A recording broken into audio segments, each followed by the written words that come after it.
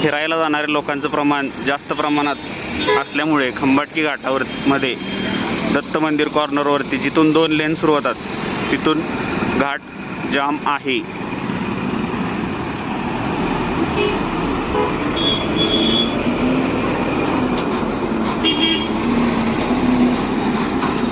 इथून पाठीमागे 4 लाईन जरी असल्या तरी इथून पुढे जाणाऱ्या रस्त्यावरती फक्त 2च लेन आहेत.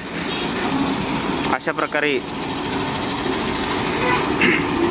वाहतूक गो स्लोली म्हणजे धीम्या गतीने सुरू आहे.